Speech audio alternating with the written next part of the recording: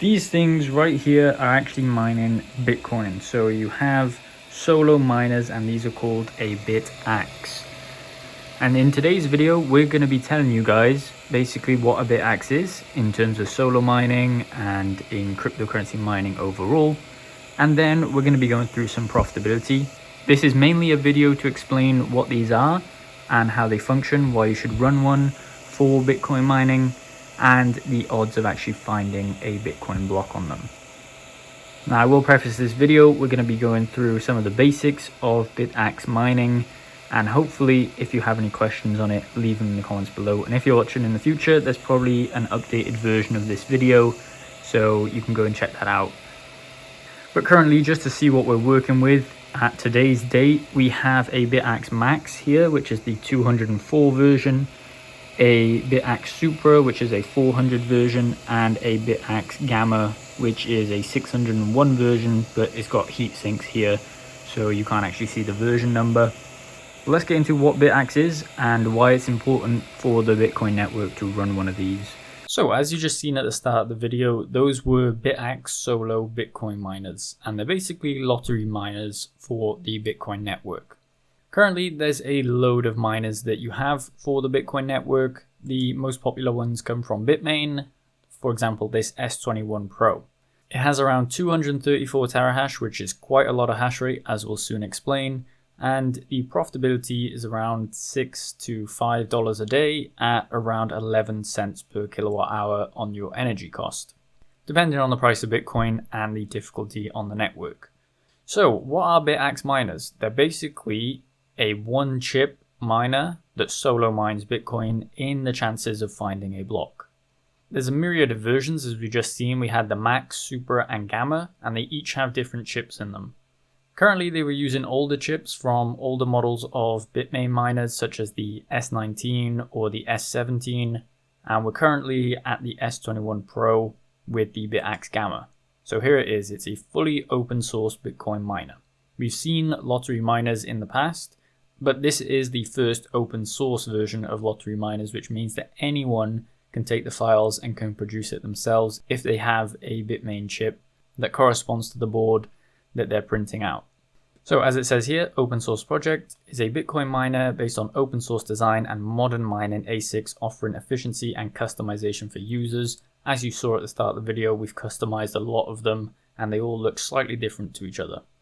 The open source nature allows users to inspect, modify and enhance the hardware and software to optimize performance based on specific needs or mining environments. It's ideal for miners looking for greater control over their operations while contributing to the decentralization of the Bitcoin network. One thing about Bitcoin currently is that it's heavily centralized to 1 to 2 mining manufacturers, and that would probably be Bitmain and MicroBT. Those are the biggest ones out there that produce Bitcoin mining ASICs. So it's very centralized at that point. And the whole point of these solo lottery miners is to basically decentralize the hash rate again so that everyone can have a chance of finding a Bitcoin block. As efficiency gets higher on these Bitmain ASICs or these MicroBT ASICs, a lot of people get pushed out in terms of the profitability, so they stop mining Bitcoin, which further centralizes all of the hash rate into basically 2 mining manufacturers. So the open source nature of this allows anyone to have the hardware design, the firmware, and that basically gives you access to print your own board that we see here and add your own chips into there so that you can start mining Bitcoin at home. Currently, there is 4 versions of the Bitaxe. Firstly, the latest version is the Gamma. It's the one you just saw on the end of the video. The Supra is the one that is next to it. And then you have the Ultra and the Max. There is also an Ultra Hex, which is 6 chips, but that's not as popular as the smaller 1 chip boards that we see here. So the way that it works is that anyone can click on design files, go over to the GitHub, and they can download all of this, send it to a PCB manufacturer. They'll manufacture the boards and put on the components. All you need to add after that is the chips and flash the firmware onto it, and then you can start mining Bitcoin. So as I said, the whole point of it is to decentralize the network further through these solo lottery miners that we have there. And if you want to support them, there is a donation address down below. You can also buy a Bitaxe if you don't want to manufacture it yourself. By here, there is a bunch of vendors that actually sell them currently in different areas or regions. So you have Europe, USA, Asia, South America, Europe, Central America. There's a lot of people out there that are selling them currently, mainly the newest version, which is the Bitaxe Gamma. But in the future, I'm sure there's going to be way better iterations of the Bitaxe. So if you're watching it in the future, there may be a lot more versions of it. As I said, the whole point is to move away and try to decentralize the hash rate. One of the main problems that you still have with Bitaxe is that they're still getting the chips from Bitmain. So they have to actually buy one of these, take out all of the chips from the hash boards and put them individually onto a Bitaxe, which is not as efficient and could be more decentralized if you could find chips that weren't necessarily from Bitmain. I know in the works they do have options for different chips that they might be using, so further down the line, if you're watching this in the future, there might be other versions with not necessarily Bitmain chips, but other developers' chips as well. So as I said, it's a solo lottery miner, and here is the solochance.com. It basically just gives you the chances of hitting a Bitcoin block when solo mining. So these machines are not profitable by any means, but they have a chance of hitting a Bitcoin block.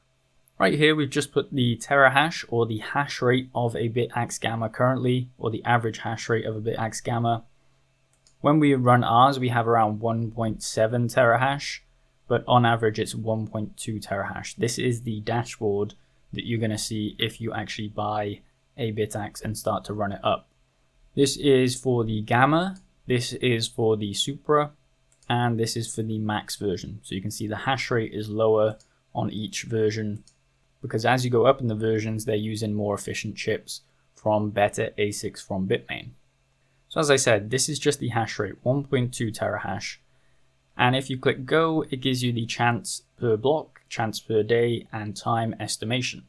So there's a 1 in 778 million chance per every block. Because there's 144 blocks per day, you take this number and you divide it by 144 to give you a chance in a day of 1 in 5.4 million. As I said, very low chance, but the chance basically increases as time goes on, and time estimation is 14,816 years to actually find a block. Now, that's only with one Bitaxe. So there have been lottery miners in the past that have hit blocks with low hash rates, but Bitaxe actually did hit a block. I believe that this was the first block ever hit by a Bitaxe, and this was quite a while back, around 6 months ago in 2024, and we've had maybe 2 or 3 after that have hit blocks. So it's not like it's an impossible chance. There are people out there that have actually hit Bitcoin blocks, the full reward of 3.14 Bitcoin with these Bitaxe solo miners. One thing I want to address in here is that the more Bitaxe miners that you get out there, or the more solo lottery miners you get out there, it increases the amount of hash rate out there. For example, you have 1 here, but let's just say you had 10, which should be 12 terahash. That would decrease the time estimation to 1,482 years. So over time, as they try and produce more of these Bitaxe miners, you'll see more stories of Bitaxe solo miners hitting blocks every single day. Just because over time, if you get more hash rate out there, that means that there's more chance that one of them will actually hit a block. And there is a calculation that we can do to find out what the chances are of that in a year. So currently that would be 10, this would be 100, and this would be 1,000 Bitaxe miners. And that brings your estimation down to 15 years. If you go for 10,000 Bitaxe miners, that brings your time estimation down to 1 year. So if there's already 10,000 Bitaxe Gammas out there on the network, that means that within the year, the chances are one of them will hit a block.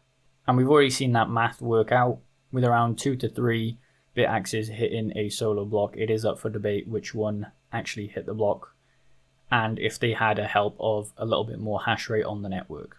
So there have been Bitaxes that have hit blocks in the past, and I said this is 10,000, but if you can produce, let's say 100,000 on the network, and we click go, that means you'll see one every 54 days on average, so one every 2 months.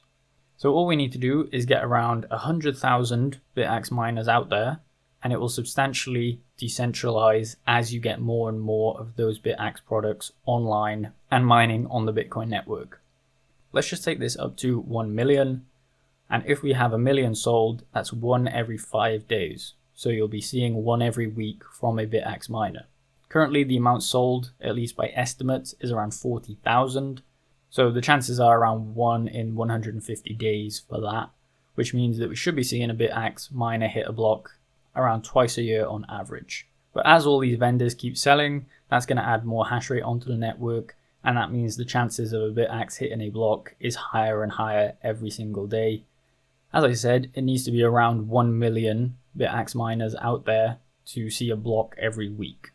So that's the main reason that you would run a Bitaxe miner. It's very important for the Bitcoin network to be decentralized, because as time had gone on, everything got heavily centralized into mining pools and into ASIC manufacturers. And this is kind of a new revolution of Bitcoin mining, where anyone can print these boards, anyone can add their chips to it, and anyone can start mining Bitcoin anywhere in the world without having to do a massive amount of work to get these ASIC miners. So that's the main reason that you'd want to buy a Bitaxe, or at least try and make one yourself, is to decentralize the Bitcoin network. And as I said, I think it's going to be a revolution over time, that we're going to see more and more of these sold. And eventually we get to a point where we have further decentralized the network away from corporate mining in Bitcoin.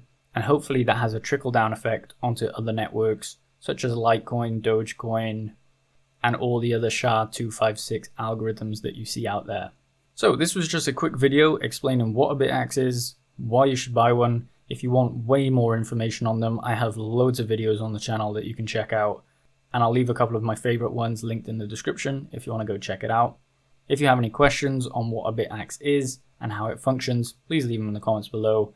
Make sure you like the video and subscribe for more content like this.